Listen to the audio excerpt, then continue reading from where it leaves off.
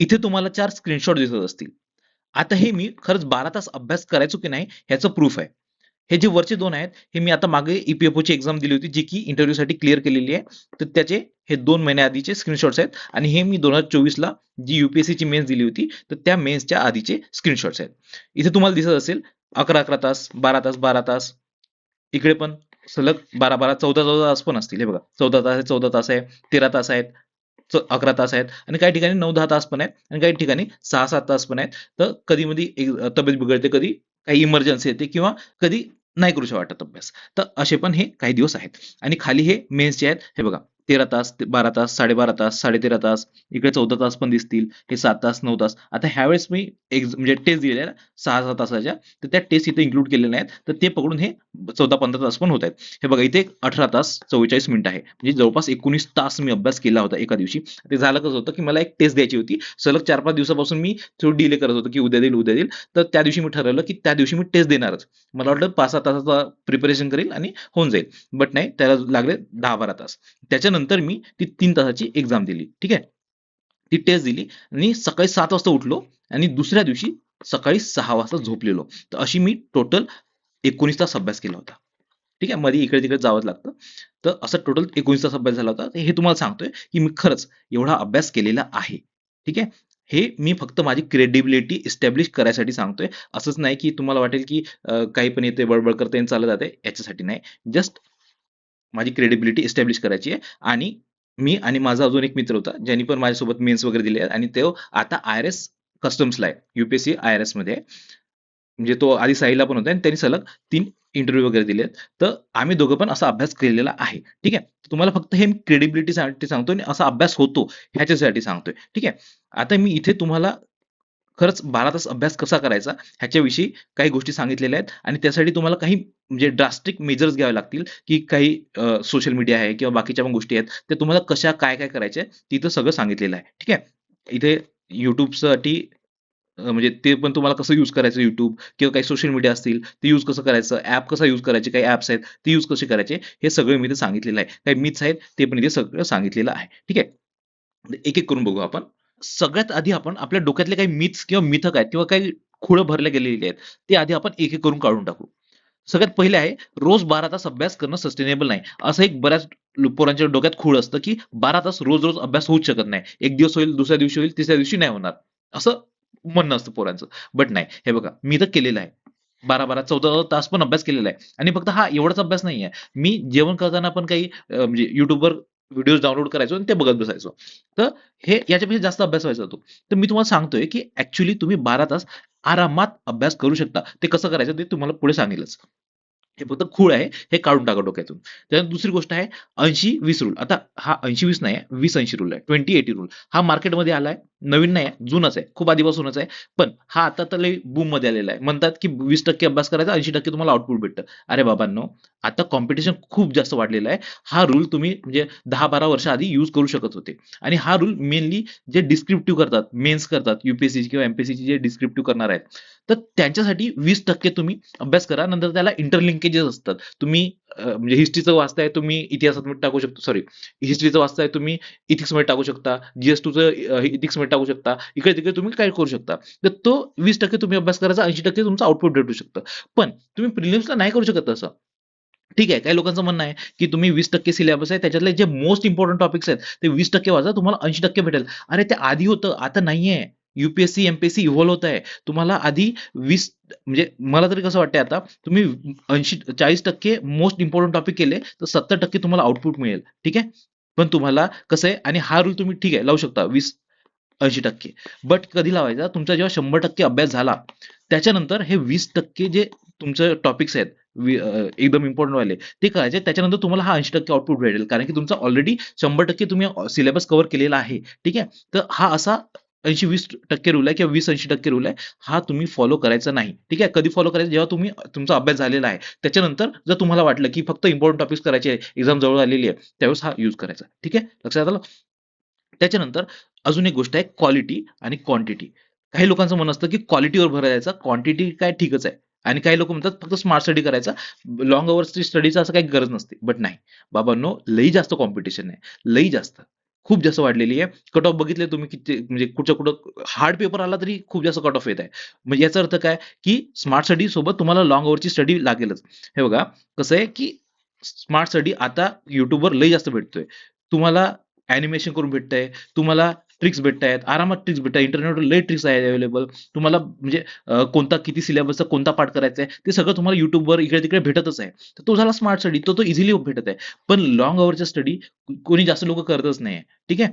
तर हे तुम्हाला करायचं आहे. हे तुम्ही जर दोन्ही मिक्स केलं, तर आरामात तुम्हाला यश आहे. ठीक आहे. क्वालिटी पण पाहिजे आणि क्वांटिटी दोन्ही पाहिजे. ह्याचा अर्थ असा नाही, की फक्त क्वालिटी जास्त पाहिजे किंवा फक्त क्वांटिटी जास्त पाहिजे. दोन्ही सोबत पाहिजे. स्मार्ट स्टडी आणि लाँग अवरचं स्टडी सगळंच सोबत पाहिजे. ठीक आहे. त्याच्यानंतर मोटिव्हेशन. 12 घंट्यासाठी मोटिव्हेशन नाही पाहिजे. मोटिव्हेशन हे एक्सटर्नल असतं. हे फक्त 1-2 घंट्यासाठीच तुम्ही लागू होतं किंवा खूप झालं 2-4 दिवस लागू असतं. त्याच्यानंतर तुम्हाला काय पाहिजे असतं? माइंडसेट पाहिजे असतो. डिसिप्लिन पाहिजे असतं. ठीक आहे. मोटिव्हेशननी तुमचं काम होत नाही. तुम्ही रील्स बघता, एखादी IS आहे उतरला याच्यातून गाडीतून उतरला, एखाद्याला झापड मारली, आलं तुम्हाला मोटिव्हेशन. तसं नसतं बाबा.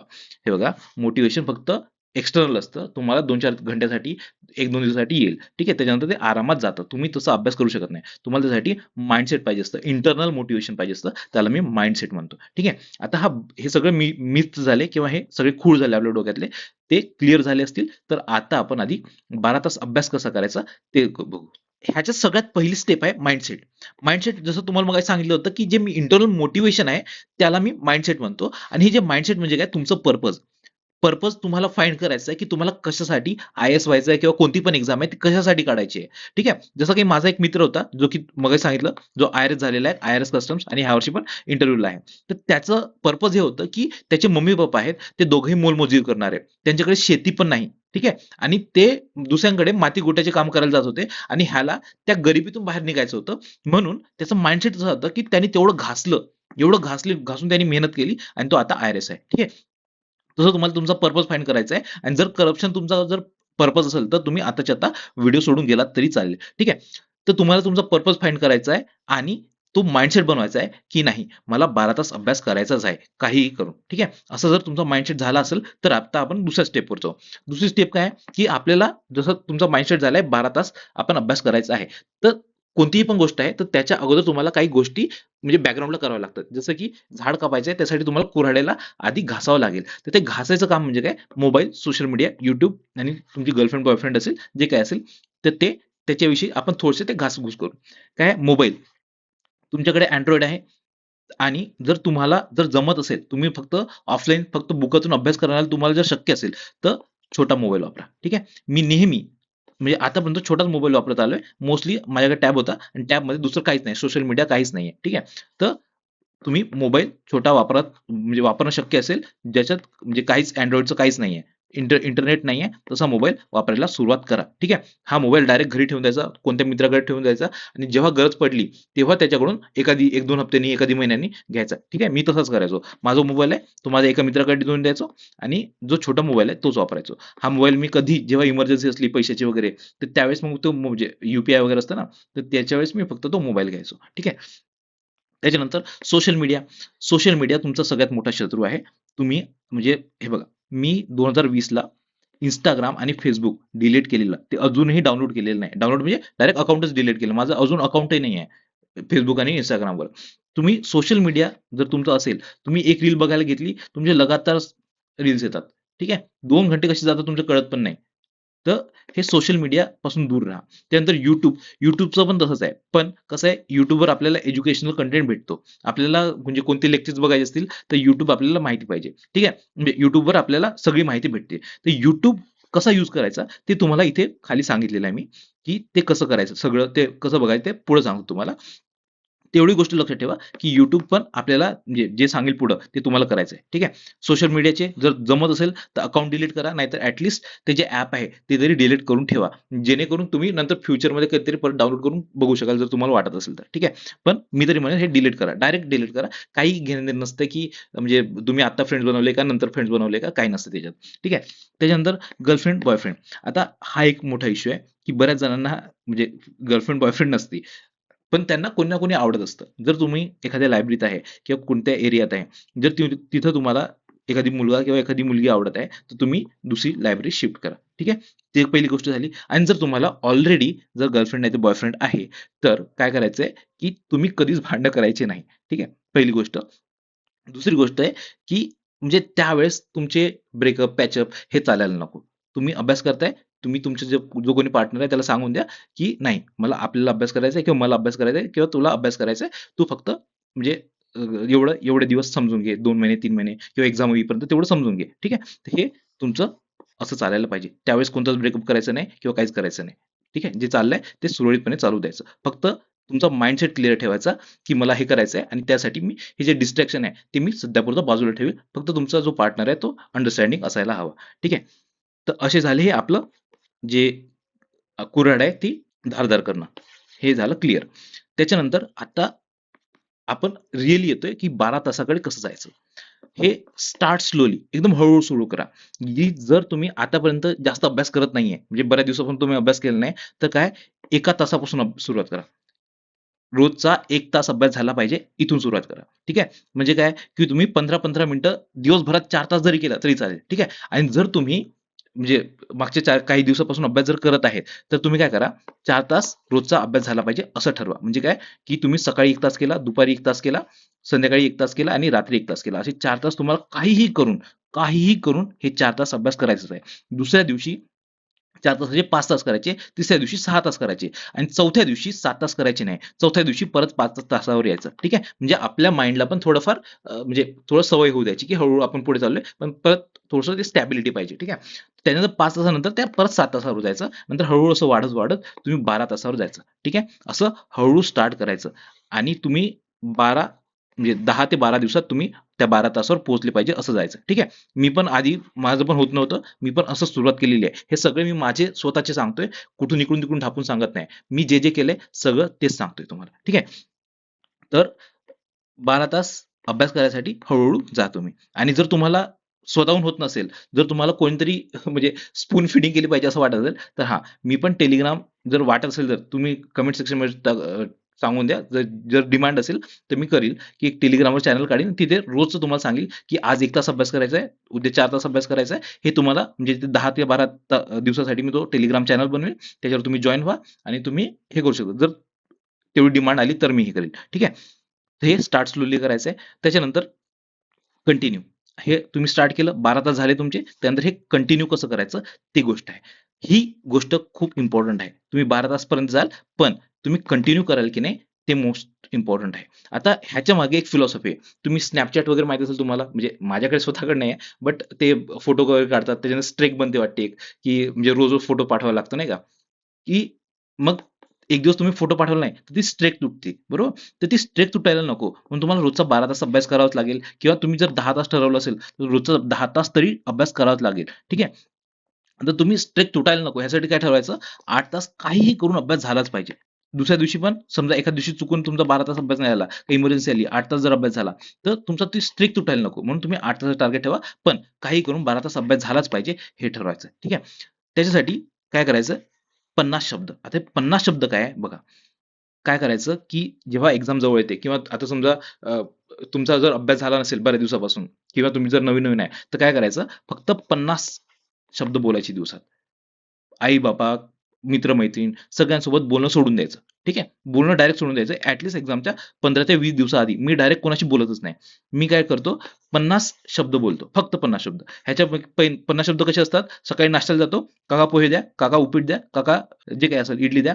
हे सगळं "काका इडली द्या." हे 3 शब्द झाले. हे मी मोजतो. ठीक आहे. दिवसभरात. त्यानंतर जेवायला गेलं, की "काकू चपाती द्या." हे 3 शब्द एवढेच. जिथं-जिथं जमेल तिथे-तिथे मी फक्त पॉइंट आउट करतो आणि हे शब्द मोजून माझे खूप झालं तर 35 ते 40 होतात.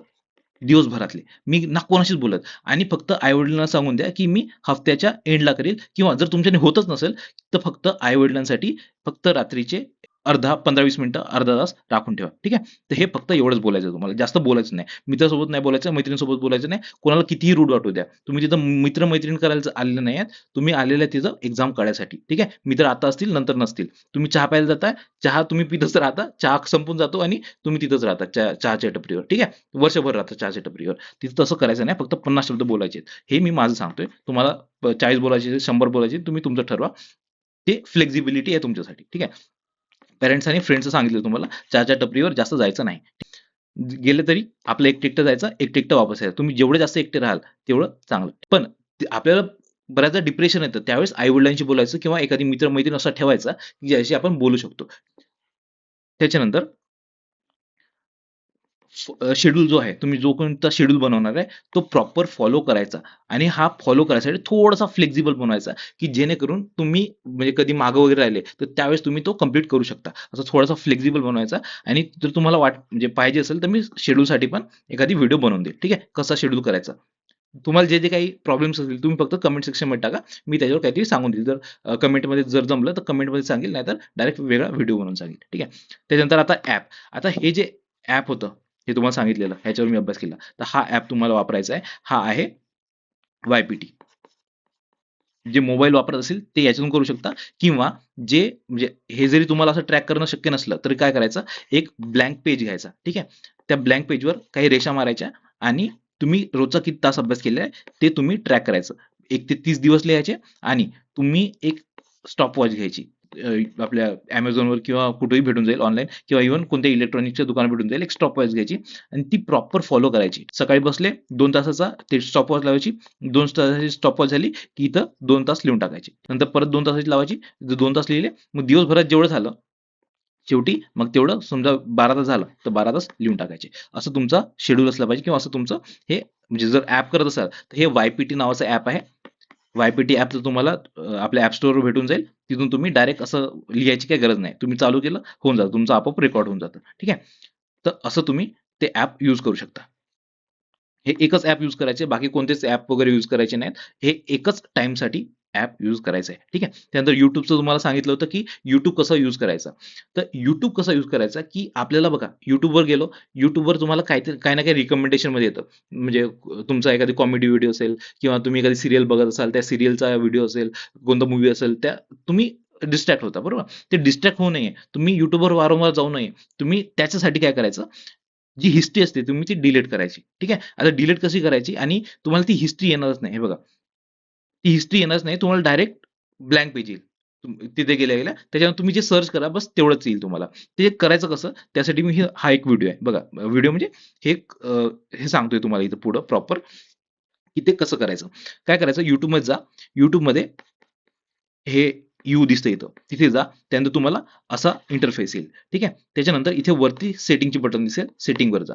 सेटिंगवर गेले, हे प्रॉपर एक-एक स्टेप सांगतोय. सेटिंगवर गेले, की सेटिंगमध्ये इथं तुम्हाला मॅनेज ऑल हिस्ट्री दिसेल. मॅनेज ऑल हिस्ट्रीवर क्लिक केलं, की त्याच्यानंतर असा इंटरफेस येईल. तिथे तुम्हाला डिलीट दिसेल. आता डिलीट काय आहे? हे हिस्ट्री आहे. इथं 2 हे आहेत बघा. YouTube हिस्ट्रीमध्ये 2 आहे. हिस्ट्री म्हणजे 3 आहेत. हिस्ट्री आणि कंट्रोल्स. ह्या 2 वर आपल्याला जायचं आहे. ठीक आहे. सगळ्यात आधी हिस्ट्री आहे. हिस्ट्रीमध्ये तुम्हाला डिलीट आहे, ती डिलीट करायची आहे. डिलीट पूर्ण ऑल हिस्ट्री करायची आहे. Delete all history. ठीक आहे. डिलीट ऑल हिस्ट्री केली. त्याच्यानंतर हे बघा, डिलीट झाली. त्याच्यानंतर काय करायचं आहे? कुठे गेलं? हां, बरोबर. त्याच्यानंतर गॉट इट झाला. त्याच्यानंतर काय करायचं? आधी हिस्ट्रीवर बघितली, त्याच्यानंतर कंट्रोल यायचं. कंट्रोलवर आले, की ते टर्न ऑफ करायची ती हिस्ट्री. टर्न ऑफ झाली, की पॉज करायचं ते. त्याच्यानंतर तुम्हाला तुमचं जे YouTube आहे ते पूर्ण ब्लँक येईल. तुम्हाला कोणतंच रिकमेंडेशन येणार नाही आणि तुमचा वेळ पण वाया जाणार नाही. ठीक आहे. तर असंही तुम्हाला YouTubeचं फॉलो करायचं आहे प्रॉपर आणि अशा रीतीने तुमचा 12 तास आरामात अभ्यास होऊ शकतो. जसा की माझा होतो, माझ्या मित्रांचा होतो आणि तुमचा पण आरामात होऊ शकतो. ठीक आहे. ज्यांना करायचंय ते करतील, ज्यांना नाही करायचे ते 2 दिवस फॉलो करतील, सोडून देतील. आता जर तुम्हाला पाहिजे असेल शेड्यूल कसा बनवायचा, तो व्हिडिओ पाहिजे असेल, तर तो व्हिडिओ बनवू शकतो. त्यानंतर राज्यसेवा प्लस UPSC सोबत होऊ शकते की नाही, त्याच्यावर पण मी व्हिडिओ बनवू शकतो. तुम्हाला काय पाहिजे? दोन्ही पाहिजे की दोन्ही नाही पाहिजे? तर जसं काय असेल ते फक्त कमेंटमध्ये सांगा. असं झाले 12 तास आपल्या अभ्यासाची शेड्यूल किंवा जे काही असेल ते.